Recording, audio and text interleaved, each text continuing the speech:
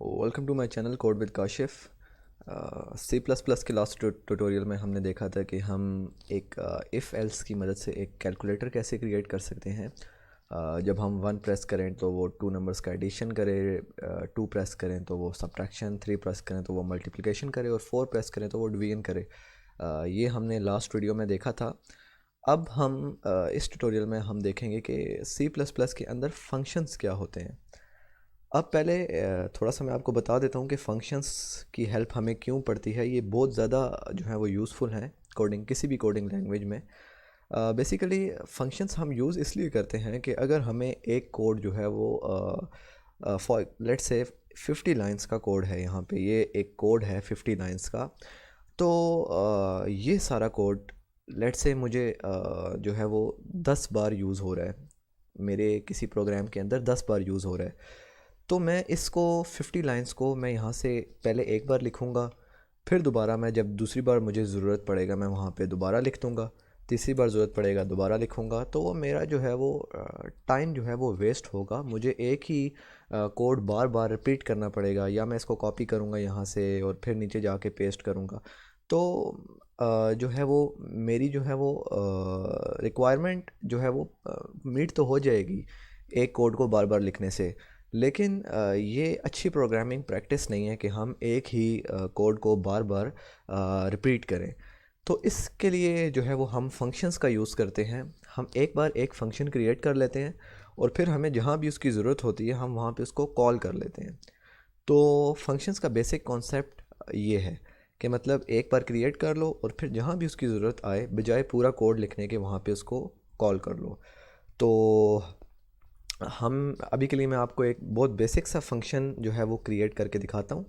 ये मेरी main body है, यहाँ से यहाँ तक। अभी तक का काम हमने जितना भी किया वो मेन बॉडी के अंदर किया है, लेकिन अब जो हम काम करेंगे वो मेन बॉडी से बाहर निकल के करेंगे।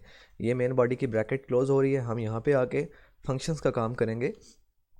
लेट्स से मैं एक फ़ंक्शन क्रिएट कर लेता हूँ। उसकी एक सबसे पहले फ़ंक्शन क्रिएट करने के लिए उसकी डाटा टाइप देनी पड़ती है। अभी के केस में जिस तरह ये एक फ़ंक्शन है इंट मेन और आगे ये स्मॉल ब्रैकेट्स और फिर ये कर्ली ब्रैकेट, सेम यही सिंटैक्स होगा किसी भी फंक्शन को क्रिएट करने का।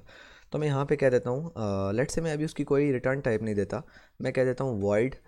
इंट नहीं दिया मैंने, वॉइड दे दिया है। वो क्यों दिया है वो आगे जाके आपको समझ आ जाएगी। मैंने वॉइड और इसका फंक्शन नेम आगे देना है। नेम में लेट्स से दे देता हूँ डेमो। डेमो इसका नेम है फंक्शन का, और उसके बाद उसी तरह ये स्मॉल ब्रैकेट्स और यहाँ पे ये कर्ली ब्रैकेट्स। तो ये मेरा फंक्शन यहाँ पे क्रिएट हो चुका है।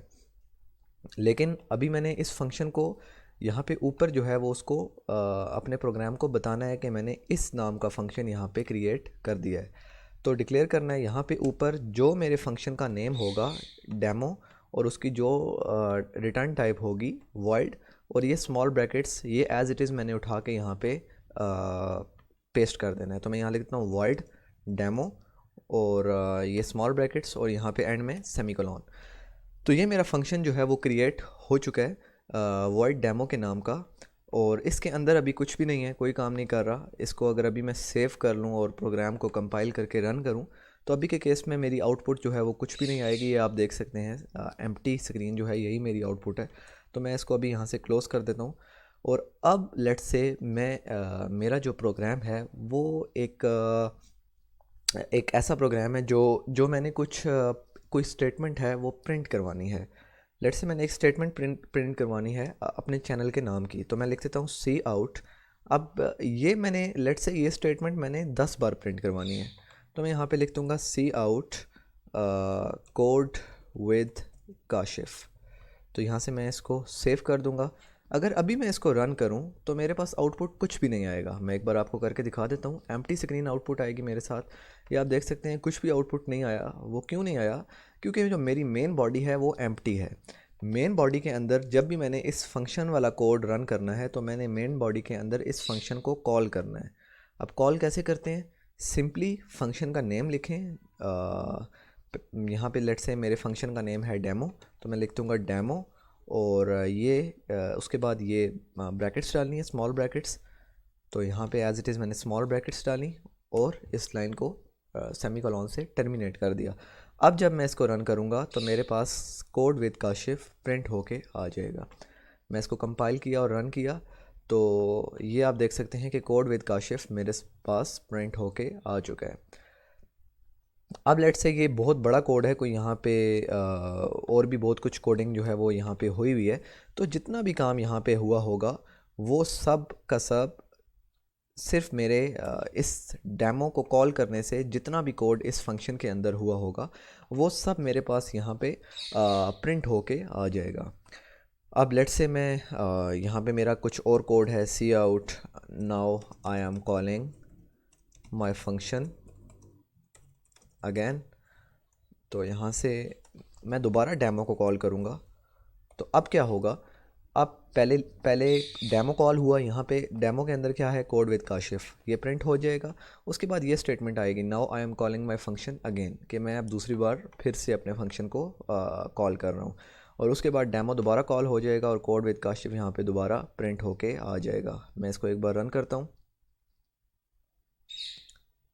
तो ये आप देख सकते हैं कोड विद काशिफ, उसके बाद now I am calling my function again, और उसके बाद यहाँ पे दोबारा कोड विद काशिफ प्रिंट होके आ चुका है।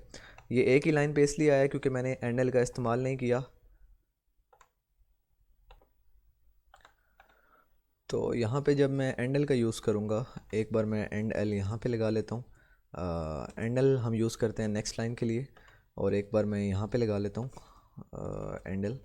उससे ये होगा कि जो मेरा आउटपुट है वो नेक्स्ट लाइन पे एक लाइन कंप्लीट होने के बाद नेक्स्ट आउटपुट नेक्स्ट लाइन पे आएगा। तो ये आप देख सकते हैं पहली bar code with Kashif print हुआ है क्योंकि मैंने फंक्शन को कॉल किया था ये। दूसरी बार now I am calling my function again, ये वाली लाइन प्रिंट हुई है। और उसके बाद डेमो दोबारा से मैंने कॉल किया था फंक्शन को, तो कोड विद काशिफ दोबारा से प्रिंट हो चुका है। अभी के केस में तो मैंने सिर्फ यहाँ पे डेमो के अंदर सिर्फ कोड विद काशिफ लिखा है। ये काफ़ी बड़ा प्रोग्राम भी हो सकता है, इसके अंदर काफ़ी बड़ा लाइन्स ऑफ कोड भी हो सकता है। तो अगर मैं फंक्शन ना क्रिएट करता तो यहाँ पे मुझे ये पूरा कोड बार बार लिखना पड़ता। अगर मैंने एक बार डेमो के अंदर फॉर एग्जांपल मुझे एक बार सी आउट कोड विद काशिफ यहाँ पे लिखना पड़ता और एक बार यहाँ पे लिखना पड़ता। जितनी बार मैं वो अपना आउटपुट लाना चाहता हूँ उतनी बार मुझे वो काम करना पड़ता। तो ये एक आसान तरीका है, फंक्शंस हम मल्टीपल फंक्शंस क्रिएट कर सकते हैं। यहाँ पे मैं एक और भी कर सकता हूँ, लेट्स से मैं इसको नाम दे देता हूँ डेमो 1, और इसको मैंने ये किया और इसके अंदर मैं लिख देता हूँ सी आउट, और यहाँ पे मैं करता हूँ सेकंड फंक्शन, और इसको मैं यहाँ पे इस फंक्शन को मैं यहाँ पे सिंपली कॉल कर लेता हूँ। इसको मैं डेमो 1 का नाम दे देता हूँ। इसको मैंने यहाँ से कंपाइल एंड रन किया। ये मेरे पास एरर दे रहा है कि demo 1 was not declared, sorry. यहाँ पे स्टार्ट में मैंने आपको बताया था कि जो है वो हमें फंक्शन को डिक्लेयर भी करना है। तो उसका नेम क्या है, डेमो 1, और उसकी रिटर्न टाइप क्या है, वॉइड। तो मैं सिंपली उसको वॉइड डेमो 1, और यहाँ से इसको मैंने डिक्लेयर कर लिया। दोबारा से इसको कंट्रोल एस से सेव किया और इसको मैंने कंपाइल और रन किया।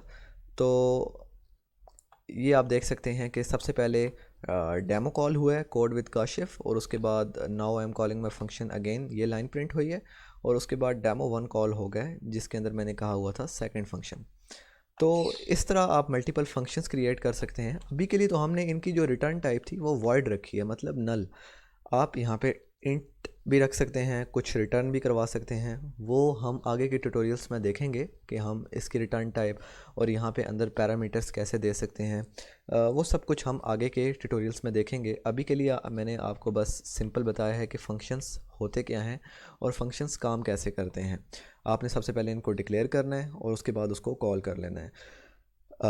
नेक्स्ट ट्यूटोरियल में हम एक कैलकुलेटर बनाएंगे जैसे हमने लास्ट वीडियो में एक कैलकुलेटर बनाया था सिंपली इफ़ एल्स को यूज़ करते हुए, लेकिन नेक्स्ट वीडियो में हम एक कैलकुलेटर बनाएंगे जो कि फंक्शंस को यूज़ करते हुए वर्क करेगा, और उससे आपको ज़्यादा क्लियर समझ आ जाएगी फंक्शंस की।